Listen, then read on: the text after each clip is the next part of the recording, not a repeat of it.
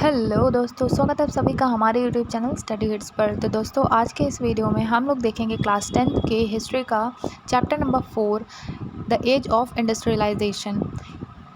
इस चैप्टर को हमने पहले एक वीडियो में कवर किया है और ये जो हम लोग वीडियो बना रहे हैं ये उसका सेकंड पार्ट है। अगर आप लोगों ने पहला पार्ट नहीं देखा तो पहले उसे थोड़ा समझ लीजिए और उसके बाद हम लोग कंटिन्यू करते हैं इस चैप्टर को आगे। डिस्क्रिप्शन बॉक्स में उसका लिंक दिया हुआ है, आप लोग जाके उसे देख सकते हैं। तो चलिए आगे बढ़ते हैं।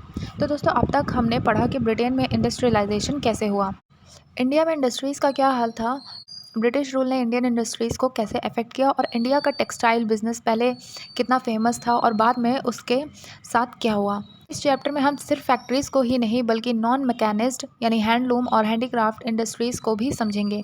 तो चलिए बिना किसी देरी के स्टार्ट करते हैं आज का chapter. Industrialisation in the colonies, the age of Indian textile.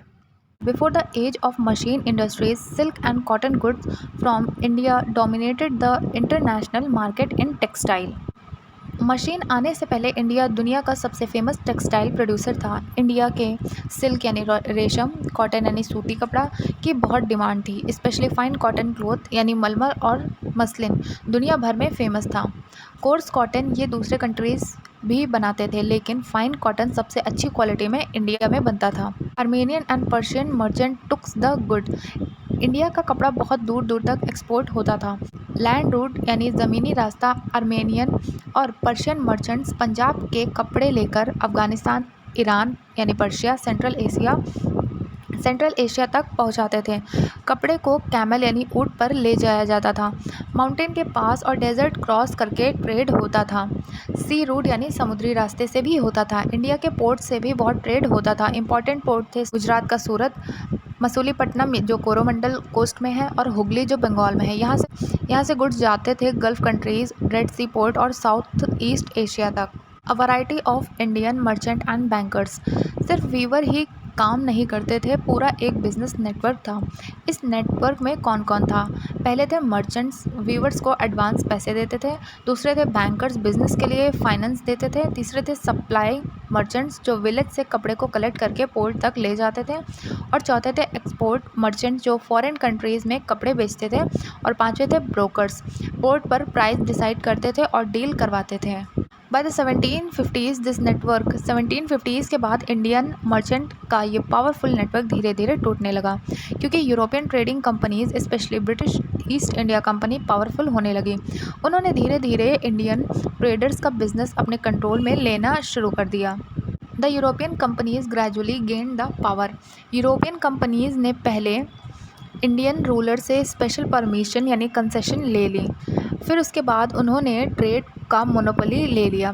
Monopoly का मतलब होता है सिर्फ वही कंपनी ट्रेड करेंगी, दूसरे मर्चेंट्स को बिजनेस करने की परमिशन नहीं होगी। इसका रिजल्ट हुआ कि सूरत पोर्ट का बिजनेस गिर गया, हुगली पोर्ट का बिजनेस भी कम हो गया, इंडियन मर्चेंट का एक्सपोर्ट कम हो गया, बैंकर्स का बिजनेस खत्म होने लगा, बहुत से लोकल बैंक करप्ट हो गए। फॉर एग्जाम्पल 17वीं सेंचुरी में सूरत से लगभग 16 मिलियन का ट्रेड होता था और उसके बाद 1740 तक ये घट कर ₹3 मिलियन तक रह गए, यानी ट्रेड बहुत बुरी तरह से गिर गया।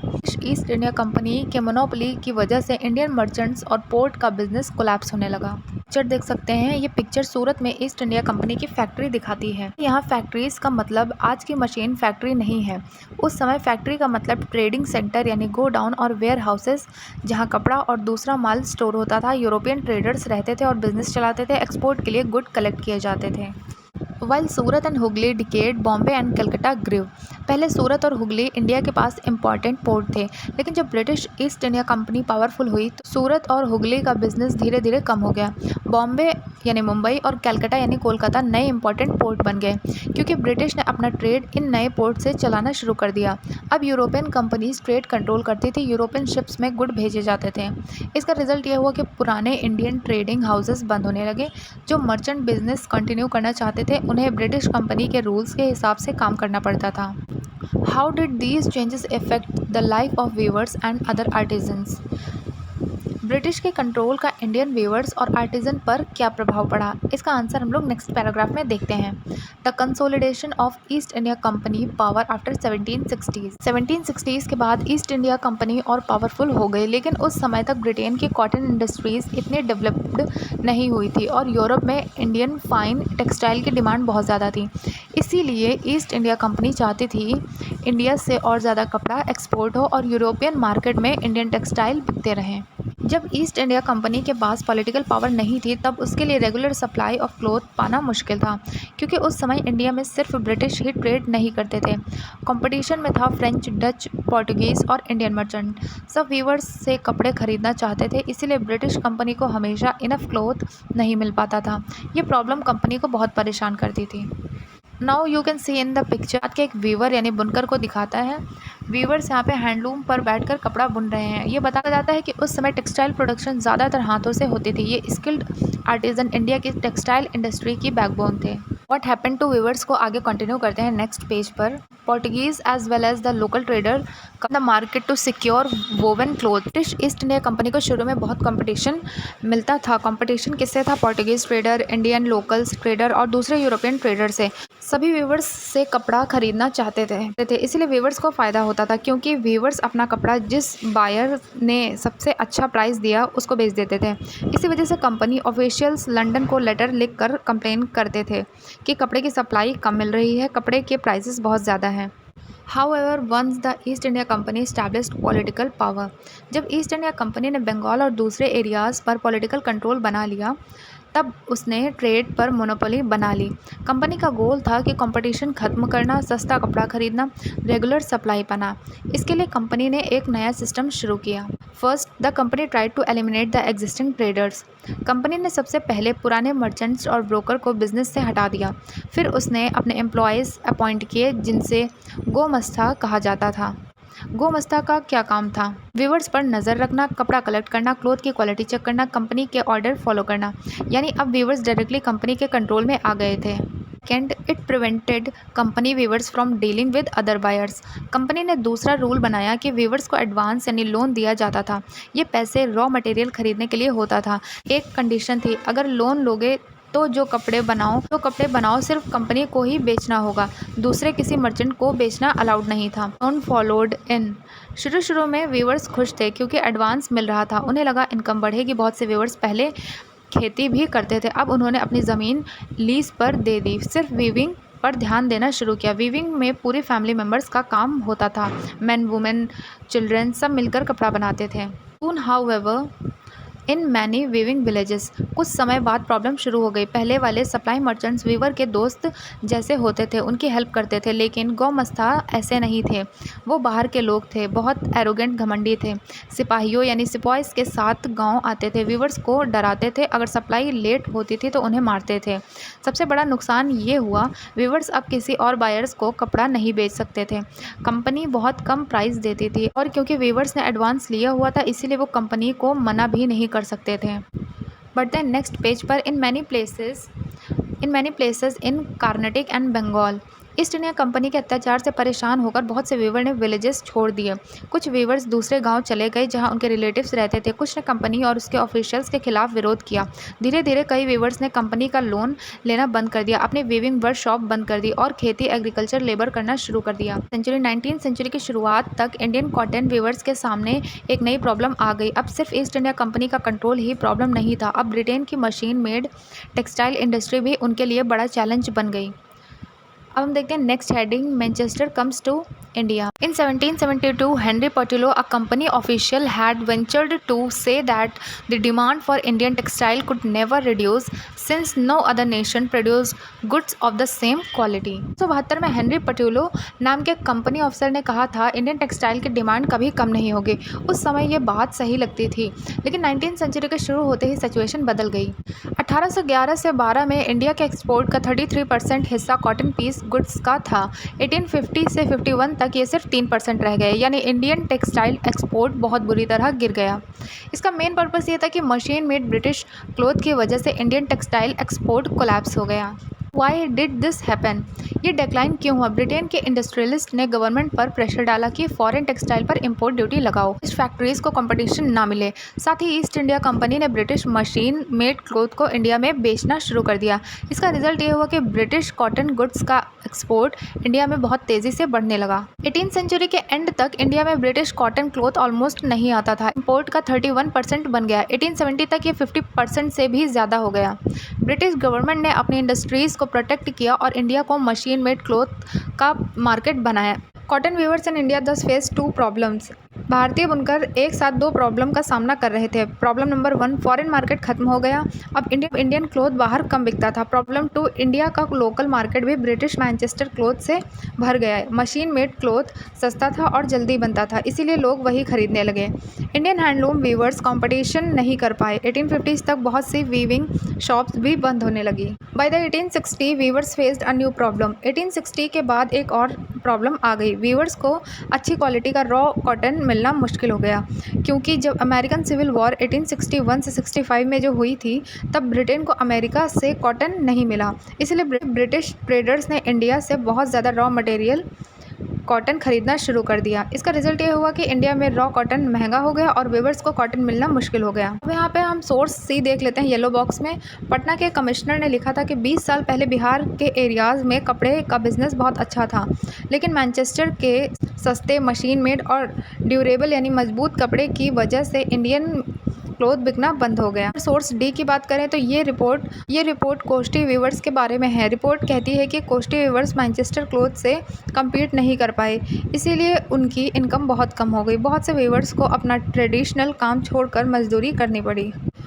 नेक्स्ट पेज पर आप लोग ये पिक्चर देख सकते हैं। ये बॉम्बे हार्बर है लेट 18वीं सेंचुरी की। ये पिक्चर बॉम्बे यानी मुंबई हार्बर की है। इस पिक्चर में बड़े बड़े शिप्स दिख रहे हैं जो इंडिया और यूरोप के बीच ट्रेड करते थे। इसका मैसेज ये है कि पहले सूरत और हुगली इंपॉर्टेंट पोर्ट थे। ब्रिटिश रूल के बाद बॉम्बे और कलकत्ता नए ट्रेड सेंटर बन गए। यहीं से ब्रिटिश गुड्स इंडिया आते थे और इंडियन रॉ मटेरियल बाहर भेजे जाते थे। Civil war broke out and cotton supply from the US were cut off. 61 में अमेरिकन सिविल वॉर शुरू हो गई। इस वॉर की वजह से अमेरिका से ब्रिटेन को रॉ मटेरियल यानी रॉ कॉटन मिलना बंद हो गया। अब ब्रिटेन को कॉटन की ज़रूरत थी, इसीलिए उसने इंडिया से बहुत ज़्यादा रॉ कॉटन खरीदना शुरू कर दिया। इसका रिजल्ट ये हुआ कि इंडिया से रॉ कॉटन एक्सपोर्ट बढ़ गया। इंडिया में रॉ कॉटन की कमी हो गई और कॉटन की प्राइस बहुत बढ़ गई। Viewers in India were starved of supplies. Raw cotton की प्राइस बढ़ने की वजह से इंडियन वीवर्स को बहुत प्रॉब्लम हुई। उन्हें अच्छी क्वालिटी का कॉटन नहीं मिल रहा था। जो कॉटन मिला था वो बहुत महंगा होता था, इसीलिए उनका वीविंग बिजनेस प्रॉफिटेबल नहीं रहा। बहुत से वीवर्स को नुकसान होने लगा। Then by the end of the 19वीं सेंचुरी के एंड तक वीवर्स के सामने एक और नई प्रॉब्लम आ गई। अब इंडिया में ही फैक्ट्रीज़ खुलने लगी। ये फैक्ट्रीज़ मशीन मेड क्लोथ बनाती थी, बहुत क्वांटिटी में प्रोडक्शन करती थी, मार्केट को मशीन मेड गुड्स से भर देती थी। अब हैंडलूम वीवर्स को सिर्फ ब्रिटिश इंपोर्ट से ही नहीं, इंडियन फैक्ट्रीज से भी कंपटीशन मिलने लगा। How could weaving industries survive?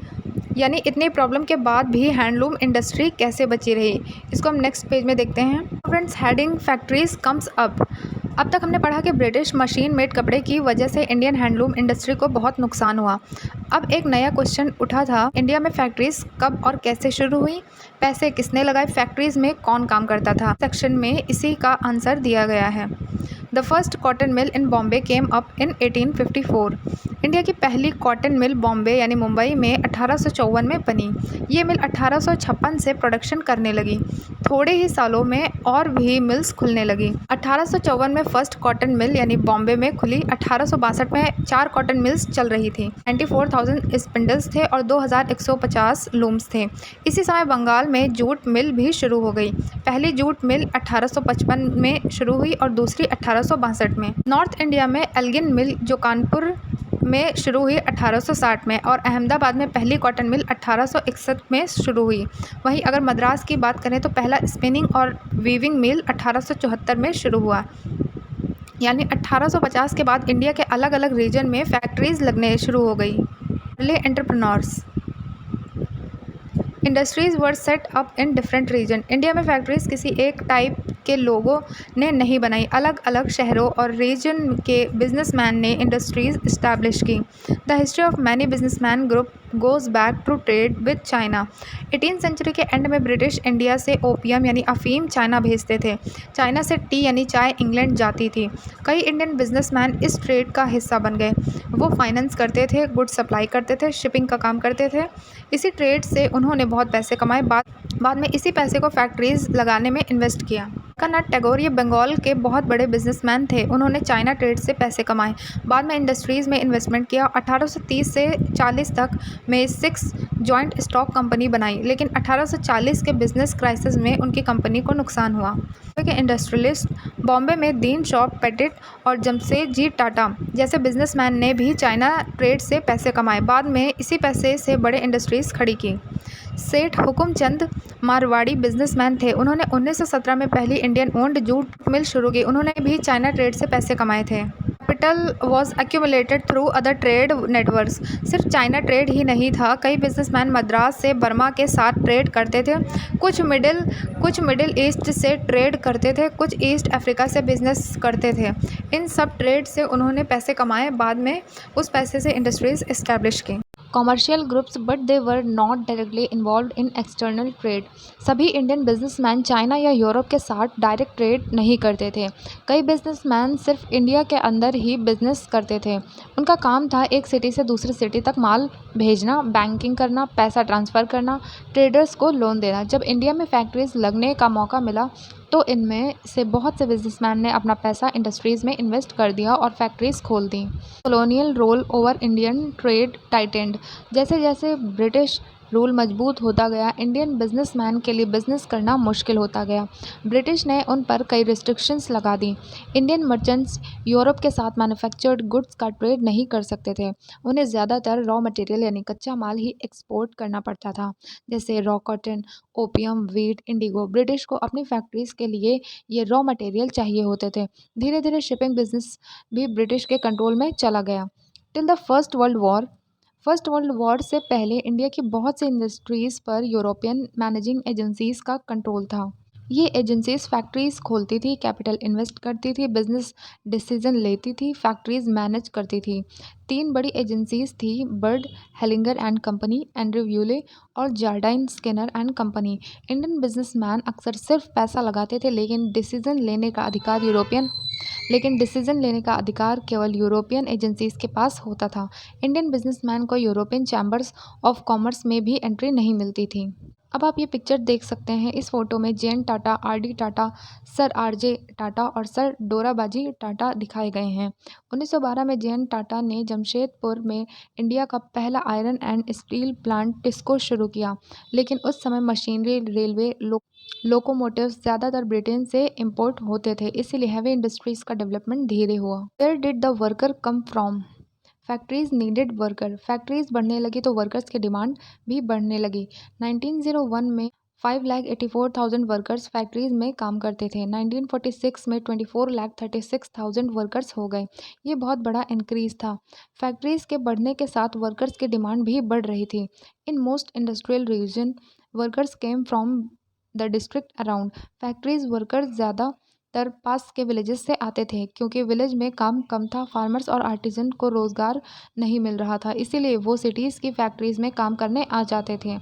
1911 में बॉम्बे कॉटन मिल के 50% से ज़्यादा वर्कर्स रत्नागिरी डिस्ट्रिक्ट से आए थे। कानपुर की मिल्स के वर्कर्स भी आसपास के विलेजेस से आते थे। Most often mill workers moved between village and cities. Factories worker permanently cities में नहीं रहते थे। वो हार्वेस्ट यानी फसल काटने के टाइम या फिर फेस्टिवल के दौरान अपने विलेजेस वापस चले जाते थे, यानी उनका गांव और सिटी दोनों से कनेक्शन बना रहता था। Over time as new of employment spread.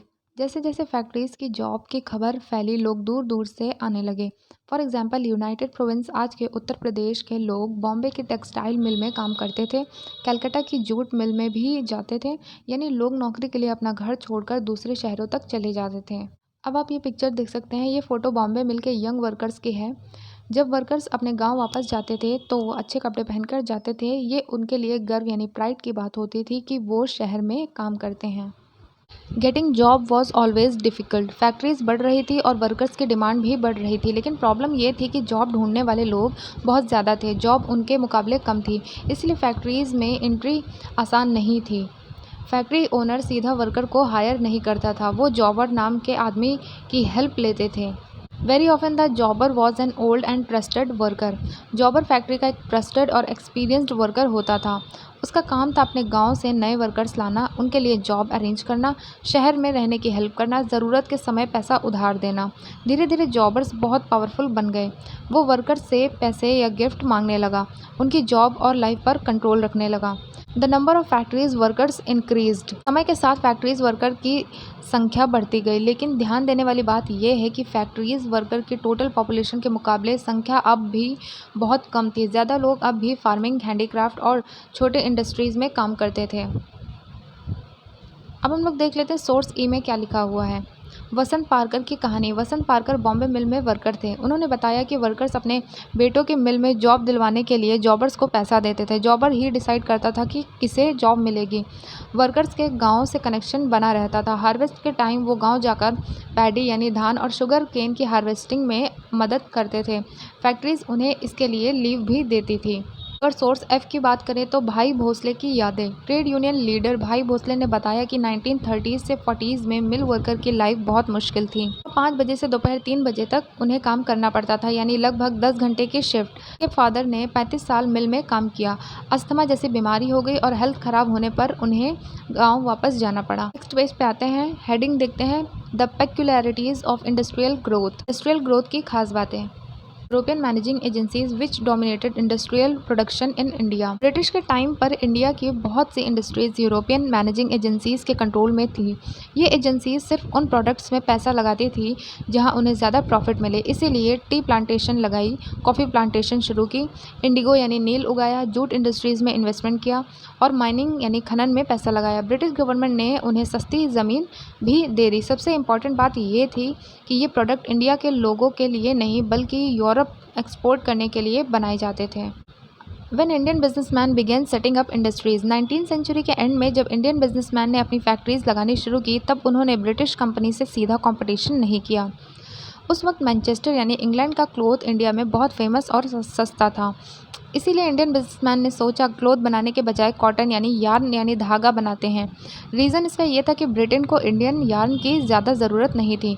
India के हैंडलूम वीवर्स इस यार्न का यूज़ करते थे। चाइना भी इंडिया से यार्न इंपोर्ट करता था, इसीलिए शुरू में इंडियन मिल्स कॉटन क्लोथ नहीं कॉटन यार्न बनाती थी। By the first decade of 20th century 1900 के बाद इंडस्ट्रियलाइजेशन में बहुत बड़े चेंजेस आए। स्वदेशी मूवमेंट 1905 के आसपास स्वदेशी मूवमेंट शुरू हुआ। इस मूवमेंट में लोगों से कहा गया फॉरेन क्लोथ मत खरीदो, सिर्फ इंडियन प्रोडक्ट्स यूज़ करो। इससे इंडियन इंडस्ट्रीज़ को सपोर्ट मिला। इंडस्ट्रियलिस्ट का प्रेशर। इंडियन बिजनेसमैन ने गवर्नमेंट से डिमांड की फॉरेन गुड्स पर टैक्स यानी टैरिफ बढ़ा दो, इंडियन फैक्ट्रीज को प्रोटेक्शन दो, इससे ब्रिटिश प्रोडक्ट महंगे हो जाएंगे और इंडियन प्रोडक्ट ज़्यादा बिकने लगेंगे। चाइना ने यार्न लेना कम कर दिया। 1960 के बाद चाइना और जापान की अपनी टेक्सटाइल मिल चलने लगी। अब चाइना को इंडिया का यार्न कम चाहिए था, इसलिए इंडियन इंडस्ट्रियलिस्ट ने स्ट्रैटेजी बदल दी। पहले सिर्फ यार्न बनाते थे, अब कॉटन क्लोथ भी बनाना शुरू कर दिया। इसका रिजल्ट ये हुआ कि 1900 से 1912 के बीच इंडिया में कॉटन क्लोथ प्रोडक्शन डबल हो गई। Yet till the first world war industrial growth was slow. स्वदेशी मूवमेंट के बाद भी फर्स्ट वर्ल्ड वॉर 1914 तक इंडस्ट्रीज़ की ग्रोथ बहुत फास्ट नहीं थी, लेकिन जब फर्स्ट वर्ल्ड वॉर शुरू हुआ सब कुछ बदल गया। ब्रिटेन की फैक्ट्रीज आर्मी के लिए वेपन्स और मिलिट्री गुड्स बनाने में बिजी हो गई। ब्रिटेन से इंडिया में इम्पोर्टेड क्लोथ और दूसरे गुड्स कम आने लगे। अब इंडियन फैक्ट्रीज़ के आसपास एक बड़ा मार्केट आ गया। उन्हें आर्मी के लिए बहुत सारा सामान बनाना पड़ा। इसे jute bag, army uniform, tent, leather boots, horse and mule saddles और मिलिट्री के लिए दूसरे सामान डिमांड इतनी बढ़ गई कि नई फैक्ट्रीज़ खुलने लगी। पुरानी फैक्ट्रीज़ ने प्रोडक्शन बढ़ा दिया, बहुत सारे नए वर्कर्स को जॉब मिली। तो आप इस फिगर में देख सकते हैं, इस फोटो में मद्रास चैम्बर ऑफ कॉमर्स का पहला ऑफिस दिखाया गया है। Once ran multiple shift, many new workers were employed. First world war के दौरान इंडियन फैक्ट्रीज़ को बहुत सारे ऑर्डर मिले, इसीलिए फैक्ट्रीज़ दिन रात चलने लगी। बहुत सारे नए वर्कर्स को जॉब मिली, वर्कर्स से ज़्यादा देर तक काम करवाया गया। इंडस्ट्रियल प्रोडक्शन बहुत तेज़ी से बढ़ गई। After the war, Manchester could never recapture its old position. जब फर्स्ट वर्ल्ड वॉर ख़त्म हुआ तब ब्रिटेन यानी मैनचेस्टर अपनी पुरानी पोजीशन वापस नहीं पा सका। इसके रीज़न थे ब्रिटेन अपनी फैक्ट्रीज़ को मॉडर्न नहीं बना पाया। अमेरिका यानी यूएस, जर्मनी और जापान की इंडस्ट्रीज़ बहुत स्ट्रॉन्ग हो गई थी। ब्रिटेन की इकोनॉमी कमज़ोर हो गई। इसका रिज़ल्ट ये हुआ कि ब्रिटेन का कॉटन प्रोडक्शन कम हो गया और कॉटन क्लॉथ का एक्सपोर्ट भी बहुत कम हो गया। इसका फ़ायदा इंडियन इंडस्ट्रियलिस्ट को मिला। अब इंडियन बिजनेसमैन फॉरेन गुड्स की जगह अपना माल बेचने लगे। धीरे धीरे इंडियन मार्केट पर उनका कंट्रोल बढ़ने लगा। Small scale industries predominate while factories industries grew steadily after the war के बाद फैक्ट्रीज की ग्रोथ हुई, लेकिन बड़ी इंडस्ट्रीज पूरी इकोनॉमी का सिर्फ एक छोटा हिस्सा थी। 1911 में लगभग 67% बड़ी फैक्ट्रीज सिर्फ बंगाल और बॉम्बे में थी। बाकी इंडिया में छोटी workshop, handloom units, house hold industries ज़्यादा चलती थी। 1911 में सिर्फ 5% इंडस्ट्रियल वर्कर्स फैक्ट्री में काम करते थे। 1913 तक भी ये सिर्फ 10% हुआ। मतलब 90% वर्कर्स अब भी छोटे इंडस्ट्रीज़ और घर के वर्कशॉप में काम करते थे। इन सम इंस्टेंसेस कुछ इंडस्ट्रीज़ में हैंडीक्राफ्ट ख़त्म नहीं हुई। Example handloom industries. Machine made thread आने के बाद भी स्पिनिंग और ऑलमोस्ट ख़त्म हो गई थी, लेकिन हैंडलूम वीवर्स ने हार नहीं मानी। उन्होंने कपड़ा बनाना कंटिन्यू रखा और 1900 से 1940 के बीच में हैंडलूम क्लॉथ प्रोडक्शन लगभग 3 गुना बढ़ गया। How did this happen? अब क्वेश्चन ये आता है कि हैंडलूम इंडस्ट्रीज सर्वाइव कैसे कर गई। रीज़न था टेक्नोलॉजी का स्मार्ट यूज़। हैंडीक्राफ्ट वर्कर ने नए मशीन्स तभी यूज़ किए जब प्रोडक्शन बढ़ी और कॉस्ट ज़्यादा ना हो। उन्होंने एक्सपेंसिव मशीन नहीं खरीदी, सिर्फ यूज़फुल टेक्नोलॉजी अडॉप्ट की।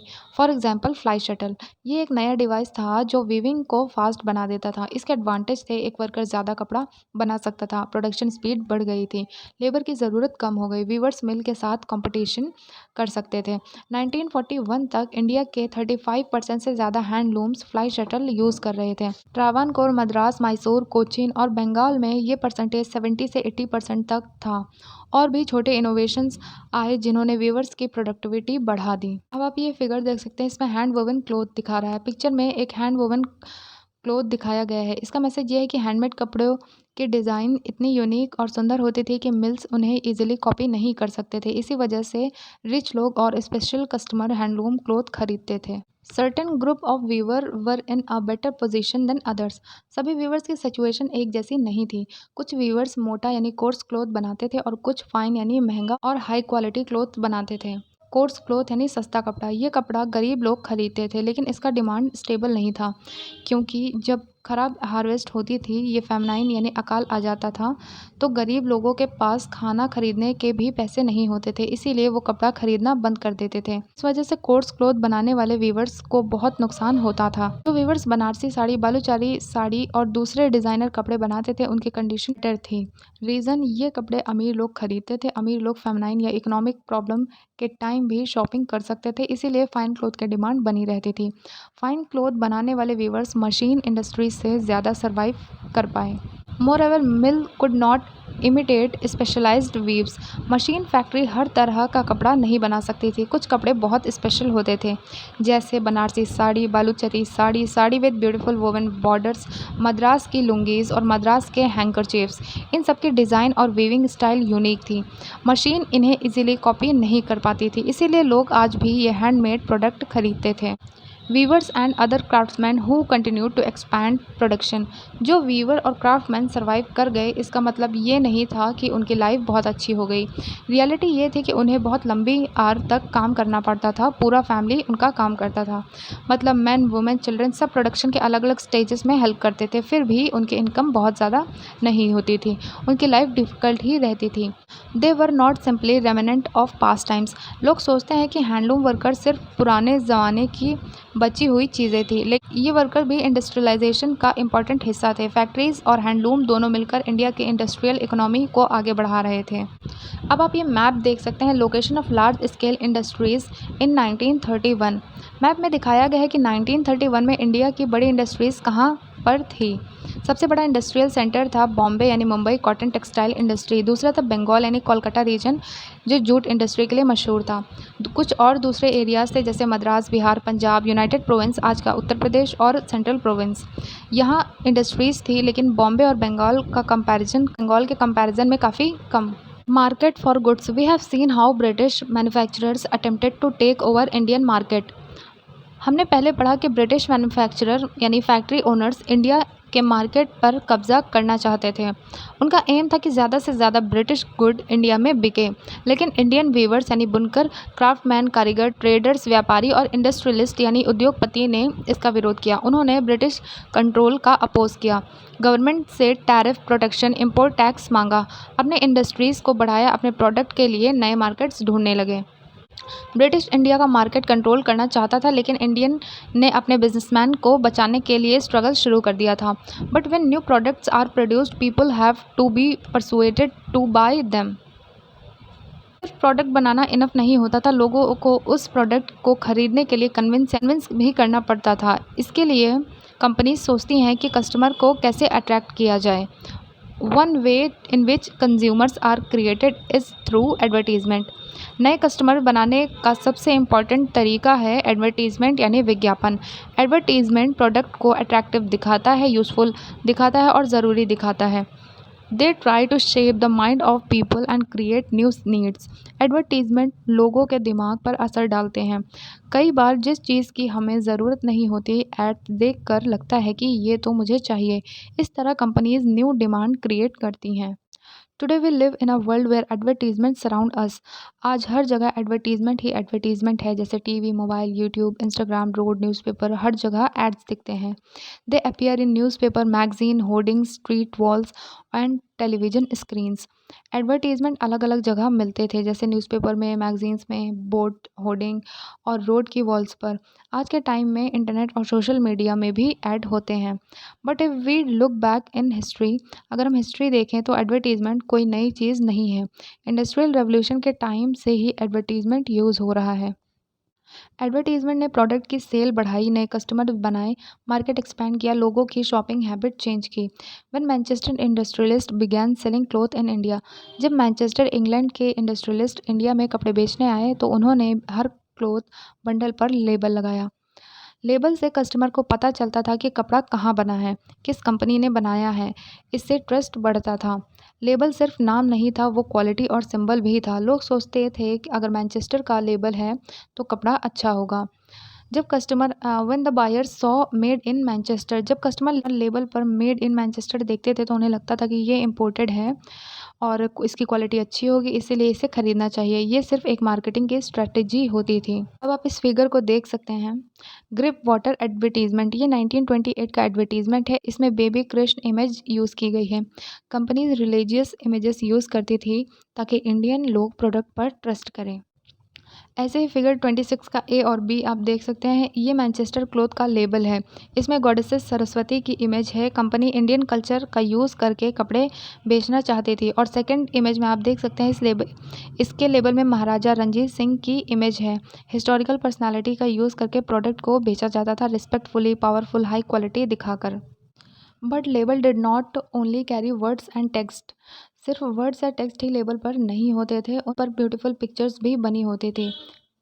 इन पुराने लेबल्स को देखकर हमें पता चलता है कि मैन्युफैक्चरर्स यानी फैक्ट्री ओनर्स कैसे सोचते थे और किस तरह से लोगों को अपना प्रोडक्ट खरीदने के लिए अट्रैक्ट करते थे। Images of Indian gods and goddesses regularly appeared.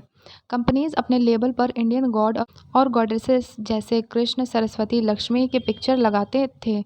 इसका पर्पस ये था कि लोग सोचे कि इन प्रोडक्ट को डिवाइन अप्रूवल मिला हुआ है। फॉरेन प्रोडक्ट पर भी इंडियन गॉड की इमेजेस लगाई जाती थी ताकि वो अपने और फैमिलियर लगे। By the late 19th century के एंड तक मैन्युफैक्चरर्स ने कैलेंडर छापना शुरू कर दिया। इन कैलेंडर्स का यूज़ प्रोडक्ट को पॉपुलर बनाने के लिए होता था। कैलेंडर हर जगह, shops, office, middle class homes पर और पुअर पीपल के हाउसेस में लगाए जाते थे। लोग साल भर उन कैलेंडर को देखते रहते थे, इसीलिए एडवर्टीजमेंट भी बार बार उनकी नज़र में आती थी। इन कैलेंडर्स में भी गॉड्स के पिक्चर का यूज़ करके बेचा जाता था। Like the images of gods, सिर्फ गॉड ही नहीं बल्कि एम्परर, नवाब और किंग की इमेजेस भी एडवर्टीजमेंट और कैलेंडर पर होती थी। मैसेज ये दिया जाता था कि अगर आप इन रॉयल पर्सनालिटीज़ की रिस्पेक्ट करते हो तो उनके नाम से जुड़े प्रोडक्ट पर भी ट्रस्ट करो। लोगों को लगता था कि रॉयल यूज़ या रॉयल अप्रूवल वाले प्रोडक्ट की क्वालिटी अच्छी होगी। When Indian manufacturers advertised Indian manufacturer advertisement करते थे तो उनका मैसेज क्लियर होता था, अगर देश से प्यार करते हो तो इंडियन प्रोडक्ट्स ही खरीदो। इस तरह एडवर्टीजमेंट स्वदेशी मूवमेंट का हिस्सा बन गई और लोगों को इंडियन मेड गुड्स यूज़ करने के लिए मोटिवेट किया गया। अब हम इस चैप्टर के कंक्लूजन पर आ गए हैं। इंडस्ट्रियलाइजेशन की वजह से न्यू टेक्नोलॉजी, फैक्ट्रीज़ और इंडस्ट्रियल लेबर का डेवलपमेंट हुआ, लेकिन इसके साथ साथ हैंडीक्राफ्ट और स्मॉल स्केल इंडस्ट्रीज़ भी इंपॉर्टेंट बन गई। इसीलिए इंडस्ट्रियल डेवलपमेंट के बाद भी ट्रेडिशनल प्रोडक्शन का अपना अलग इंपॉर्टेंस था। तो दोस्तों यहाँ पर हमारा चैप्टर कंप्लीट होता है। आप लोगों को ये चैप्टर समझ आया होगा। पसंद आई हो तो वीडियो को लाइक करिएगा और चैनल को सब्सक्राइब करना मत भूलिएगा। मिलते हैं ऐसे नेक्स्ट चैप्टर में, तब तक के लिए थैंक यू।